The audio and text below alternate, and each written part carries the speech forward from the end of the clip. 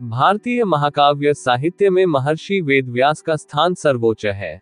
वे महाभारत के रचयिता और वेदों के विभाजक के रूप में प्रसिद्ध हैं। उनका जन्म एक दिव्य घटना थी, जिसमें ऋषि पराशर और सत्यवती की कथा गहराई से जुड़ी हुई है। ये कथा केवल उनके जन्म की नहीं, बल्कि भारतीय आध्यात्मिक परंपरा के उद्भव की भी गाथा है। इस कथा को विस्तार से जानने के लिए हमें उनके पूर्वजों, उनके जीवन के विभिन्न चरणों और उनके द्वारा स्थापित परंपराओं को समझना होगा। प्राचीन काल में हस्तिनापुर राज्य के समीप एक निषाद राज का राज्य था। उसी राज्य में एक परम तपस्वी निषादराज की पुत्री के रूप में सत्यवती का जन्म हुआ। सत्यवती जन्म से एक सामान्य मानव कन्या थी, लेकिन उनके भाग्य में एक अद्भुत परिवर्तन लिखा था। निषादराज की यह पुत्री गंध से युक्त थी और मछुआरों के समुदाय में पली बढ़ी। उनका असली नाम मत्स्यगंधा था, क्योंकि उनके शरीर से मछली की गंध आती थी। ये गंध उनके पिता को भी बहुत विचित्र लगती थी, और इसी कारण वे समाज में सम्मान पाने से वंचित थी। सत्यवती का कार्य गंगा नदी में नाव चलाना और यात्रियों को पार कराना था। सत्यवती के जीवन का ये प्रारंभिक चरण बहुत संघर्षपूर्ण था। उन्होंने बचपन में ही अपने परिवार की जिम्मेदारियां संभाल ली थी और अपने पिता के व्यवसाय में सहायता करने लगी थी। सत्यवती का हृदय करुणा और सेवा से भरा था, लेकिन उनके मन में हमेशा ये प्रश्न रहता था कि क्या वे केवल एक सामान्य जीवन जीने के लिए जन्मी हैं, या उनके भाग्य में कुछ विशेष लिखा है। एक दिन महान तपस्वी ऋषि पराशर अपने तपोबल के कारण उस क्षेत्र में आए। वे अपने ज्ञान और योगबल के लिए प्रसिद्ध थे। जब वे गंगा नदी पार करने के लिए सत्यवती की नाव में बैठे, तो उनकी दिव्य दृष्टि ने सत्यवती के भविष्य को देख लिया। उन्होंने अनुभव किया कि यह कन्या एक महान संत की माता बनने के लिए जन्मी है। ऋषि पराशर ने सत्यवती से कहा, हे कन्या, तुम केवल एक साधारण मानव नहीं हो। तुम्हारे गर्भ से एक महान संत का जन्म होगा, जो वेदों का पुनरुद्धार करेगा। ये संतान मानव जाति के लिए असीम ज्ञान और धर्म की स्थापना करेगा। सत्यवती इस प्रस्ताव से चकित रह गई। उन्होंने कहा, हे महर्षि, मैं एक कुंवारी कन्या हूं और मेरे माता पिता का भी सम्मान है। यदि मैं इस समय संतान को जन्म देती हूं, तो समाज में मेरी निंदा होगी। महर्षि पराशर सत्यवती की चिंता को समझ गए। उन्होंने अपने योगबल से सत्यवती को यह वरदान दिया कि उनका कौमार्य अक्षुण्ण रहेगा और उनके शरीर से जो मछली की गंध आती थी, वह एक दिव्य सुगंध में परिवर्तित हो जाएगी। इसके बाद उन्होंने अपने तपोबल से एक दिव्य वातावरण उत्पन्न किया, जिसमें समय कुछ क्षणों के लिए थम गया। उसी दिव्य क्षण में सत्यवती ने वेदव्यास को जन्म दिया। जन्म लेते ही बालक वेदव्यास ने माता पिता को प्रणाम किया और कहा, माता, मैं एक साधारण बालक नहीं हूँ। मेरा जन्म धर्म और वेदों की रक्षा के लिए हुआ है। मुझे इसी क्षण तपस्या हेतु वनगमन करना होगा। ये सुनकर सत्यवती और ऋषि पराशर विस्मित रह गए। वेदव्यास ने बालक अवस्था में ही अपनी अलौकिक शक्ति का परिचय दिया। उन्होंने अपने पिता से आशीर्वाद प्राप्त किया और तुरंत वन की ओर चले गए, जहां वे वर्षों तक कठोर तपस्या में लीन रहे।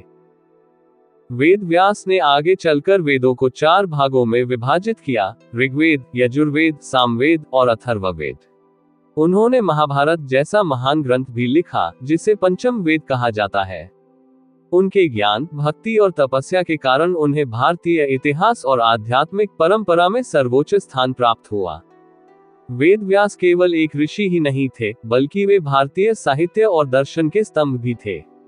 उन्होंने न केवल वेदों को व्यवस्थित किया, बल्कि पुराणों की रचना भी की, जिससे भारत की पौराणिक धरोहर सुरक्षित रह सकी। महर्षि वेदव्यास का वास्तविक नाम था कृष्णद्वैपायन। उनका जन्म यमुना और गंगा के संगम के निकट द्वीप में हुआ था, इसलिए उन्हें द्वैपायन कहा गया। चूंकि उन्होंने वेदों को 4 भागों में बांटा, ऋग्वेद, यजुर्वेद, सामवेद और अथर्ववेद, उन्हें व्यास की उपाधि मिली, जिसका अर्थ है विभाजक या संयोजक। राजा शांतनु हस्तिनापुर के सम्राट थे। वे न्यायप्रिय, तेजस्वी और धर्मनिष्ठ शासक माने जाते थे। एक दिन जब वे गंगा नदी के किनारे शिकार कर रहे थे, तो उन्हें दूर से एक दिव्य गंध आई। वह सुगंध थी सत्यवती के शरीर से। जब उन्होंने सत्यवती को देखा, तो मोहित हो गए और मछुआरों के सरदार से उसका विवाह मांगा।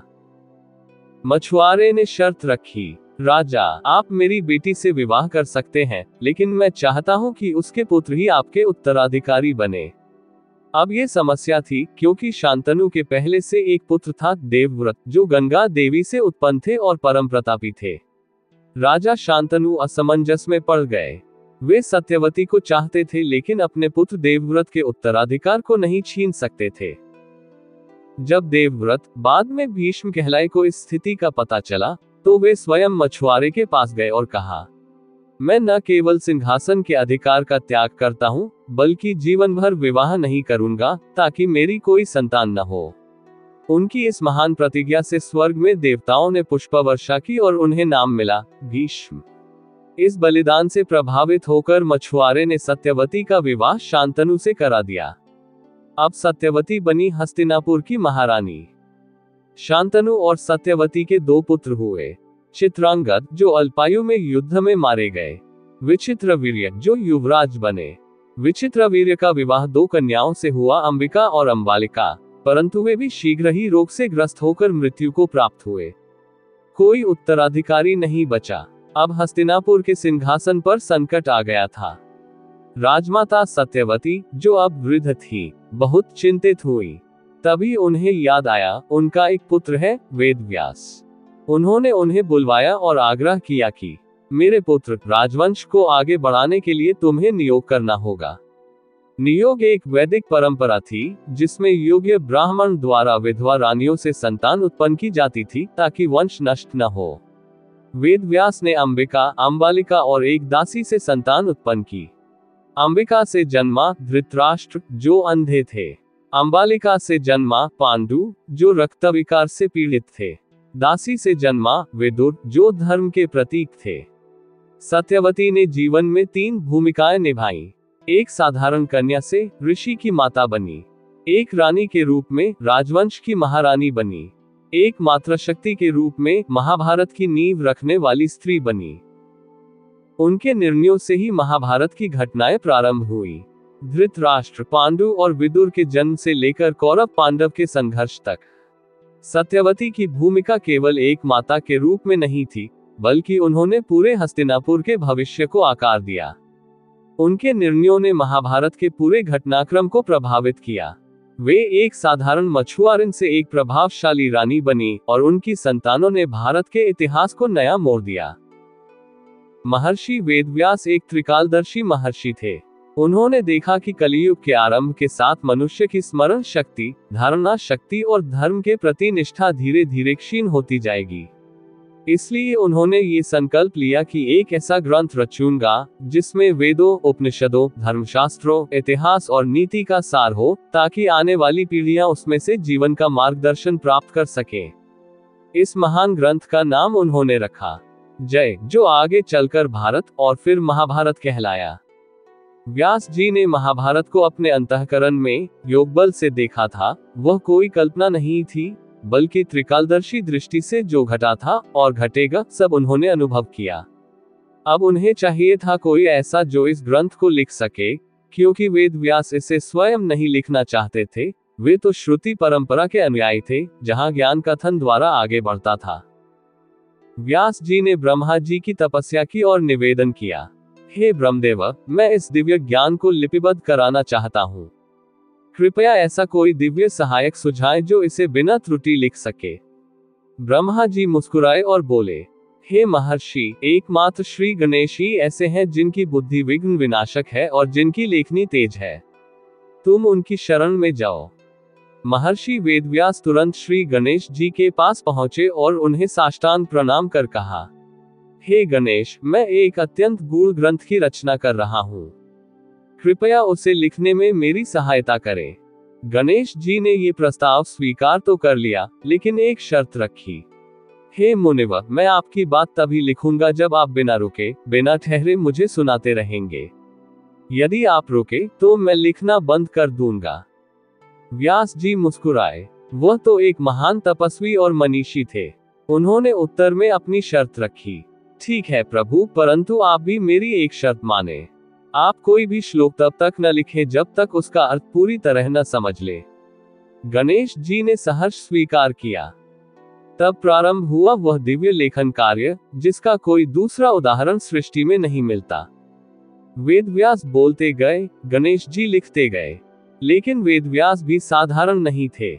वह जानते थे कि कोई भी साधारण व्यक्ति इतनी बुद्धि की गति से नहीं सोच सकता। इसलिए उन्होंने बीच बीच में ऐसे गूढ़ और दार्शनिक श्लोक बोले जिनका अर्थ तुरंत समझना अत्यंत कठिन था। जैसे, आस्तिका सदा विजानीयात नास्तिकम हन्यात बुद्धिमान। इसका भावार्थ इतना गूढ़ होता कि गणेश जी को क्षण भर सोचने की आवश्यकता होती। इससे वेदव्यास को थोड़ा सोचने का समय भी मिल जाता और गणेश जी की शर्त भी टूटती नहीं।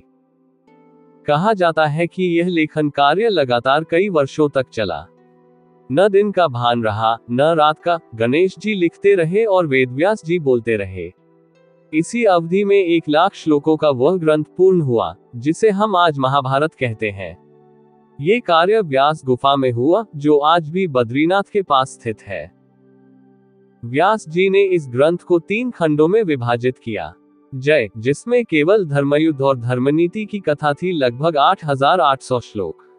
भारत, जिसमें वंश परंपरा, राजनीति, राज्य व्यवस्था, युद्ध, नीति आदि जोड़े गए, लगभग 24,000 श्लोक। महाभारत, जिसमें उपनिषद, वेदांत, पुराण, समाजशास्त्र, ज्योतिष, आयुर्वेद, धर्म और नीति भी जोड़ी गई, कुल 1,00,000 श्लोकों का यह महाग्रंथ बन गया। इसी महाभारत में भीष्म पर्व के दौरान श्री कृष्ण और अर्जुन का संवाद हुआ, जिसे हम श्रीमद् भगवद गीता के नाम से जानते हैं। ये ग्रंथ वेदों का सार माना जाता है और वेद व्यास जी के मुख से ही प्रकट हुआ। एक प्रसिद्ध मान्यता ये भी है कि लेखन के दौरान गणेश जी की लेखनी टूट गई थी, लेकिन उन्होंने रुकना स्वीकार नहीं किया।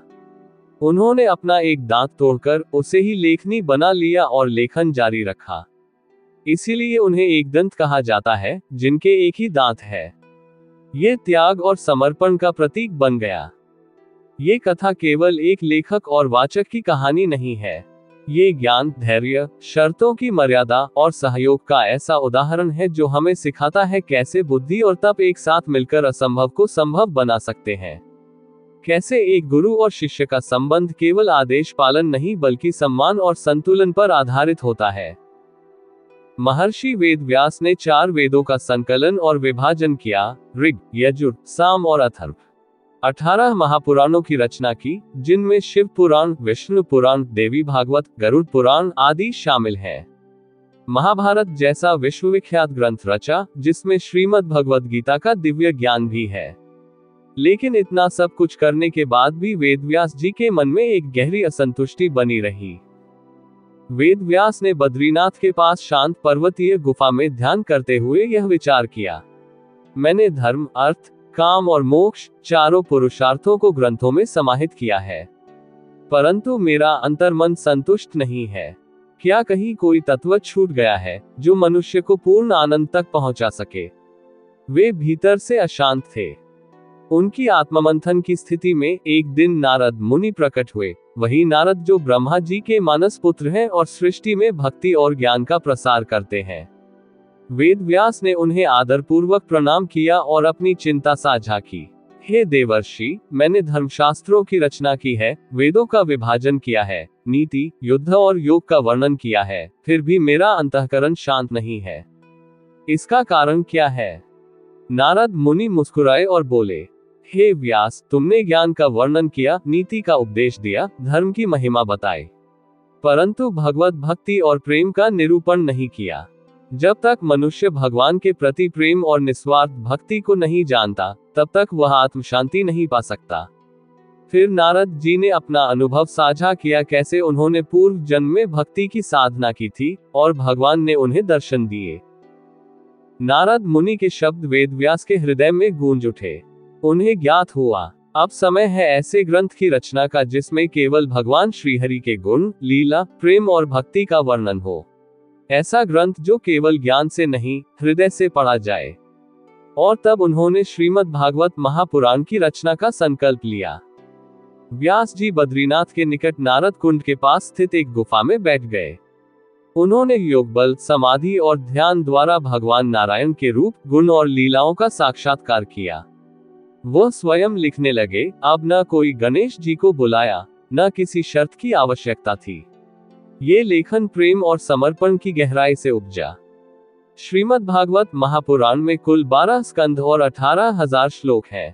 ये ग्रंथ भगवान श्री कृष्ण की बाल लीला से लेकर महाप्रस्थान तक की कथा को अत्यंत भावपूर्ण ढंग से वर्णित करता है। इसके कुछ प्रमुख तत्व। प्रथम स्कंध वेद व्यास की असंतुष्टि और नारद मुनि की भक्ति कथा। द्वितीय स्कंध सृष्टि का प्रारंभ और ब्रह्मा का जन्म। तृतीय स्कंध कपिल मुनि द्वारा माता देवहूति को सांख्य योग। चतुर्थ स्कंध ध्रुव की भक्ति कथा। पंचम स्कंध राजा प्रियव्रत और भरत चरित्र। षष्ठ से नवम स्कंद विविध अवतारों की कथा ऋषभदेव अजय राजा यदुवंश। दशम स्कंद श्री कृष्ण जन्म से लेकर महाभारत तक की मुख्य कथा सबसे लोकप्रिय खंड। एकादश स्कंद उद्धव और श्री कृष्ण का अंतिम संवाद उद्धव गीता। द्वादश स्कंद कलियुग का वर्णन भविष्यवाणियां और भागवत महात्म्य। ब्रह्मसूत्र वेद व्यास जी द्वारा रचित वह दार्शनिक ग्रंथ है जिसमें वेदांत उपनिषदों का सार अत्यंत गूढ़ तार्किक और सूत्र रूप में संकलित किया गया है। इसका उद्देश्य था वेदांत का सही अर्थ स्थापित करना और उन मतों का खंडन करना जो वेदों के वास्तविक भाव को नहीं समझते। ब्रह्मसूत्र में कुल 555 सूत्र हैं और इसे 4 भागों में विभाजित किया गया है। समन्वय अध्याय वेदांत सूत्रों का उद्देश्य बताना।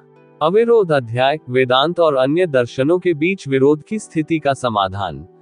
साधन अध्याय ब्रह्मज्ञान के लिए आवश्यक साधन। फल अध्याय ब्रह्मज्ञान प्राप्त होने पर आत्मा का मोक्ष। श्रीमद् भागवत महापुराण में वर्णित है कि नारद मुनि पूर्व जन्म में एक शूद्र स्त्री के पुत्र थे। उनकी माता ब्राह्मणों की सेवा किया करती थी। वे बालक भी उन संतों के साथ रहते, उनके प्रवचनों को सुनते और सेवा करते। 4 माह की चातुर्मास अवधि में उन महात्माओं ने उन्हें भक्ति, ध्यान और वेदांत की शिक्षा दी। जाते समय उन्होंने बालक से कहा, हे बालक, तू परम भक्ति मार्ग में स्थिर हो चुका है। अगले जन्म में तू भगवत भक्त और महाज्ञानी ऋषि होगा। बाद में बालक की माता को सर्प ने काट लिया और वह बालक वन में चला गया। वहीं एक स्थान पर बैठकर उसने नारायण का ध्यान किया और अंततः मृत्यु के बाद उसे नारद मुनि के रूप में जन्म मिला। नव जीवन में नारद ब्रह्मा जी के मानस पुत्र बने। वे ब्रह्मा जी से वेद, उपनिषद, योग और ध्यान की शिक्षा प्राप्त करते हैं। परंतु नारद का हृदय ज्ञान में नहीं, भक्ति में अधिक रमने लगा। उनकी वीणा से हर समय नारायण नारायण गूंजता रहता। वे लोकों में भ्रमण कर भगवत भक्ति का प्रचार करने लगे। एक बार वेदव्यास ने हाथ जोड़कर कहा, हे देवर्षि, कृपा करके मुझे सिखाइए कि सच्ची भक्ति क्या है। नारद मुनि ने कहा, भक्ति योगो भगवती तन्माया च निष्ठितः। मैं भगवान की भक्ति में ही तल्लीन रहता हूँ, वही मेरा धर्म है, वही मेरा आनंद। भक्ति का आरंभ होता है शुद्ध प्रेम से। ऐसा प्रेम जिसमें कोई इच्छा नहीं, कोई व्यापार नहीं। जैसे एक बालक माँ से स्वाभाविक प्रेम करता है, वैसे ही आत्मा परमात्मा से प्रेम करती है। भक्ति के लक्षण। नित्य भगवान का स्मरण, कथा श्रवण और कीर्तन, भगवान के रूप, गुण, लीला में अनुरक्ति, मनोवाणी कर्म से सेवा, सब कुछ समर्पण करना, तदर्पिताखिलाचारता तद्विस्मरणे परिश्रम। जो भी हम करें वह भगवान को अर्पित हो और जो भी उनके स्मरण से दूर ले जाए वो परिश्रम व्यर्थ है। नारद मुनि ने आगे कहा, ज्ञान, योग, कर्म सब साधन है, परंतु भक्ति साध्य है। ज्ञान शुष्क है, योग कठिन है, कर्म बंधन में डाल सकता है, परंतु भक्ति सरल है, सुंदर है, सहज है और वह सीधे हृदय में प्रवेश करती है।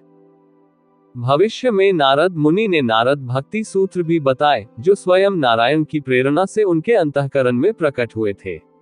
इनका सार, भक्ति परम पुरुषार्थ है। भक्ति आत्मा की सहज अवस्था है। भक्ति में न जाति, न वर्ण, न आयु बाधा है। साधन भक्ति से सिद्ध भक्ति प्राप्त होती है। एकनिष्ठता, समर्पण और सत्संग यही पथ है। सात्वस्मिन् परम प्रेमा रूपा। सच्ची भक्ति वह है जो परम प्रेममयी हो। नारद मुनि अनेक जनों को भक्ति की प्रेरणा देते हैं। प्रहलाद को नारायण भक्ति का बीज दिया, ध्रुव को तपस्या की राह दिखाई, वल्लभ, चैतन्य, मीरा, तुलसी जैसे संतों की परंपरा में भी नारद की प्रेरणा रही। 7वें स्कंध में प्रहलाद को भक्ति के 9 अंग सिखाए। नवधा भक्ति प्रहलाद द्वारा, परंतु नारद प्रेरित। 1. श्रवण भगवान की कथा सुनना। 2 कीर्तन भगवान का नाम गाना। 3 स्मरण सतत भगवान का ध्यान। 4 पाद सेवन चरणों की सेवा। 5 अर्चन पूजन। 6 वंदन प्रणाम। 7 दास्यम भगवान के सेवक बनकर रहना। 8 साख्यम मित्रता भाव। 9 आत्मनिवेदनम पूर्ण समर्पण। नारद मुनि यह स्पष्ट रूप से कहते हैं, हे व्यास, कलयुग में मनुष्य की बुद्धि मंद होगी और तप योग यज्ञ कठिन होंगे। इसलिए केवल भक्ति ही एकमात्र सहज मार्ग है जो हर किसी के लिए उपलब्ध है। इसमें न कोई बंधन है, न कोई विधि की कठोरता, केवल प्रेम चाहिए। नारद मुनि केवल एक ऋषि नहीं, वे भक्ति के प्रथम प्रचारक, सर्वव्यापक प्रेरक और हर युग के मार्गदर्शक हैं। उनकी कथा हमें सिखाती है, सच्चा ज्ञान वही है जो भक्ति में पिघलता है। सच्ची भक्ति वही है जो किसी लाभ की इच्छा से नहीं की जाती। भगवान को पाने के लिए सबसे श्रेष्ठ और सरल मार्ग है भक्ति का। महर्षि वेदव्यास को हिंदू धर्म में ज्ञान, भक्ति और योग के त्रिवेणी स्वरूप के रूप में माना गया है।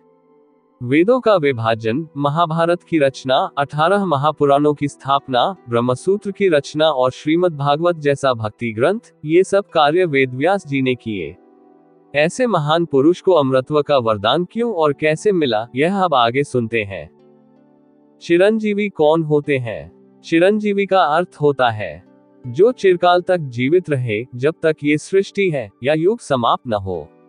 हिंदू धर्म में 8 चिरंजीवी माने जाते हैं: अश्वत्थामा, बलि, व्यास, हनुमान, विभीषण, कृपाचार्य, परशुराम, मार्कंडेय। इनमें तीसरे स्थान पर है महर्षि वेदव्यास। बाल्यावस्था से ही वेदव्यास अत्यंत तेजस्वी और गंभीर थे। वेद, उपनिषद, ब्रह्मसूत्र, दर्शन, ध्यान, तपस्या, ये सब उनके स्वभाव में था। उन्होंने हिमालय में सैकड़ों वर्षों तक कठोर तप किया। श्रीमद् भागवत महापुराण में वर्णित है कि वेदव्यास ने भगवान नारायण के साक्षात दर्शन प्राप्त किए और उनसे भक्ति, योग और ज्ञान का पूर्ण विज्ञान जाना। इस तप से प्रसन्न होकर ब्रह्मा जी ने उन्हें वरदान दिया, हे व्यास, जब तक सृष्टि है, जब तक धर्म है, जब तक मनुष्य आत्मा के सत्य को खोजता है, तब तक तू जीवित रहेगा और युगों के परिवर्तन को देखेगा। महाभारत रचते समय वेदव्यास को ज्ञात था कि यह ग्रंथ अग्नि, जल, काल और युगों से भी अधिक स्थायी होगा। उन्होंने जब गणेश जी से इसे लिखवाना शुरू किया, तब वे स्वयं त्रिकालदर्शी बन गए, भूत, भविष्य और वर्तमान को एक साथ देखने वाले। गणेश जी ने भी उन्हें वरदान दिया, जो तुम्हारे द्वारा रचित ग्रंथ पढ़ेगा उसका चित्त निर्मल होगा, और तुम जब तक महाभारत को जीवित रखोगे तब तक स्वयं भी अमर रहोगे। श्रीमद् भागवत महापुराण के अनुसार जब वेदव्यास ने श्रीमद् भागवत की रचना की तो भगवान श्री कृष्ण अत्यंत प्रसन्न हुए। कहा जाता है कि जब उद्धव जी वैकुंठ जा रहे थे तो श्री कृष्ण ने कहा, मेरी लीलाएं और चरित्र तभी जीवित रहेंगे जब कोई उन्हें शुद्ध हृदय से लिखेगा और उसका प्रचार करेगा। उसी समय श्री कृष्ण ने वेदव्यास से कहा, हे व्यास, जब तक मेरी कथा इस पृथ्वी पर गाई जाती रहेगी, तुम चिरंजीवी होकर उसे सुनते और प्रचारित करते रहो।